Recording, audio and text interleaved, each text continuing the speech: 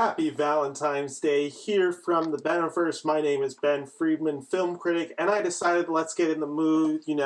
It's a sexy holiday here at Valentine's Day, and I wanted to match that energy for a movie that I will be talking about today, which stars two very attractive people in the lead, and is really just a film to showcase how attractive these two actors still are.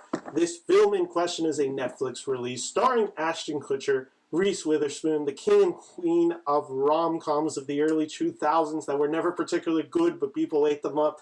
And we are talking today on the Beniverse, Your Place or Mine, the newest Ashton Kutcher and Reese Witherspoon romantic comedy. So, thank you for checking out this video. If you like this video, make sure to like and subscribe, and we will be back in 1 second. So, Your Place or Mine, Ashton Kutcher, Reese Witherspoon, Netflix romantic comedy, comes out right before Valentine's Day. You can probably guess what type of review this will be.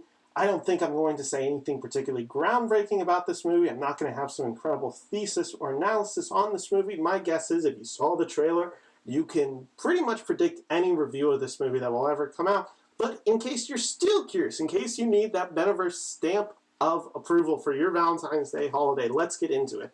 Your Place or Mine is a romantic comedy which follows Debbie and Peter, played by Reese Witherspoon and Ashton Kutcher respectively.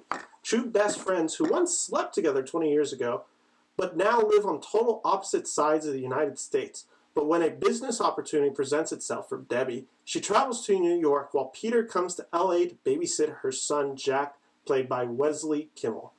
And what I can say about this movie that hasn't been said is nothing. This movie, if you were to read any review for any Ashton Kutcher comedy of the early 2000s, any romantic comedy, you're probably going to get the same notes any reviewer is going to get it. Any film critic is going to say basically what I'm going to say. It is a very predictable, it is a very standard, it is a very Ashton Kutcher early 2000s romantic comedy starring Reese Witherspoon. That's what this movie is. Predictable and cliched are literally expected of this movie. I think if it wasn't that, I think people who are watching this type of film would actually be annoyed. This is supposed to be fluff. This is supposed to be junk food. If you embrace the junk food and you like this type of junk food, you'll probably enjoy this movie. If this type of junk food you just don't like consuming, you're not going to enjoy watching Your Place or Mine. That's really my review of this film. This film, Your Place or Mine, is never laugh out loud funny, but I did grin and chuckle a few scenes. There are some genuine romantic comedy in this movie that works. I think Ashton Kutcher and Reese Witherspoon have a good enough chemistry to support this film. They both know exactly how to look, how to act, how to be in a type of film like this. They're professionals at this type of genre and they know how to do it. They have, like I said, they have enough chemistry to get this film going. It's a little too long at 1 hour and 50 minutes, but it doesn't feel particularly long. It all just kind of works together in a way that's just completely okay. And that's okay for this film. Your Place in Mine, it is completely okay, and it deserves to be okay. People deserve just crap to eat sometimes or crap to watch. I was never bored watching this film, but I never found myself particularly invested watching this film either. It just kind of exists. And it all, of course, leads up to a big romantic set piece at the end, happily ever after. That's not a spoiler because, again, if it didn't, I think you should know that, and it doesn't. This is, like I said, it's a very straightforward romantic comedy starring two actors who have done this type of film multiple times. The one thing that I did like that this film, that I did think helped modernize it, is the fact that these two actors, Reese Witherspoon and Ashton Kutcher, are actually never really on screen together. I think they have 2 scenes where they are actually on screen together, the beginning and the very end.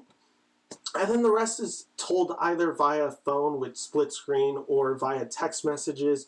So that does allow the romance to feel a little bit more modern of 2023, but that's about it.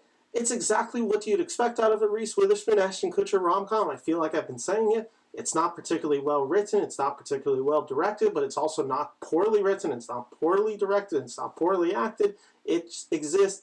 For Valentine's Day, if if you like this type of film, I'm sure you're going to have a great Valentine's Day watching it, and it is not a brutal watch by any means. It is also not a groundbreaking watch. I will never watch Your Place or Mine again, but I also didn't hate watching this movie, so I am giving it a simple, straight down the line, 2 out of 4 stars here from the Benverse.